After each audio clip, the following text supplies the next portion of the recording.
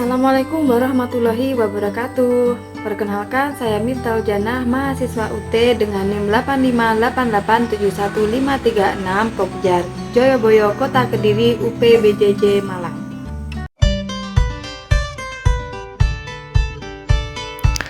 Halo semuanya, pada video kali ini saya akan membahas hasil pengamatan ekosistem darat alami di Gunung Kelut, tepatnya melalui jalur Karangrejo. Mari kita mulai. Gunung Kelut memiliki ekosistem darat yang unik. Lingkungannya dipengaruhi oleh ketinggian, suhu yang sejuk, tanah vulkanik, serta intensitas cahaya matahari yang cukup tinggi. Semua faktor ini membentuk kondisi habitat yang khas untuk makhluk hidup yang tinggal di sana. Dari pengamatan, komponen abiotik yang saya temukan adalah tanah vulkanik yang gembur dan subur, batu vulkanik sebagai sisa erupsi, suhu udara yang cenderung sejuk, cahaya matahari yang cukup kuat, kelembapan yang berubah-ubah. Komponen-komponen ini sangat mempengaruhi tumbuhan dan hewan yang hidup di kawasan Gunung Kelut. Untuk komponen biotik, saya mengamati beberapa jenis makhluk hidup seperti beberapa tumbuhan, hewan serangga, dan pengurai jamur atau serangga kecil di tanah. Semua makhluk hidup tersebut saling berinteraksi dan membentuk hubungan yang mendukung keseimbangan ekosistem. Dari pengamatan dapat disimpulkan bahwa ekosistem darat di Gunung Kelut adalah ekosistem alami yang kaya akan interaksi antar komponen biotik dan abiotik.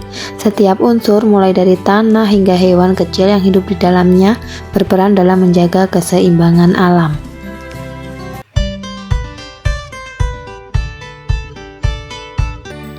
Selanjutnya, saya akan membahas hasil pengamatan ekosistem darat buatan, yaitu ekosistem sawah tebu. Dari pengamatan, saya menemukan komponen abiotik dan biotik. Komponen abiotik terdiri dari tanah yang subur, air irigasi, cahaya matahari, suhu yang cukup hangat, dan batu kecil. Sedangkan biotiknya adalah tanaman tebu itu sendiri, hewan-hewan kecil seperti serangga, ulat, dan pengurai seperti cacing tanah, jamur, dan bakteri lainnya. Dapat disimpulkan bahwa sawah tebu adalah ekosistem yang dibuat dan dikelola oleh manusia.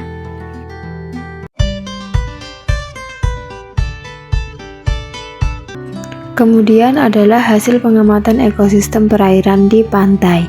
Pantai adalah pertemuan antara daratan dan laut. Lingkungannya dipengaruhi oleh air laut, ombak, angin, dan cahaya matahari. Semua faktor ini membuat pantai menjadi tempat hidup berbagai makhluk hidup. Komponen abiotik yang saya temukan adalah air laut, pasir, cahaya matahari, angin, dan suhu. Sedangkan komponen biotiknya adalah rumput laut, kepiting, kerang, ikan kecil, dan pengurai seperti bakteri dan organisme kecil di pasir. Dari pengamatan dapat disimpulkan bahwa pantai memiliki ekosistem perairan yang unik, komponen abiotik seperti air laut dan angin, serta komponen biotik seperti ikan dan burung. Semuanya saling mendukung dan menjaga keseimbangan lingkungan.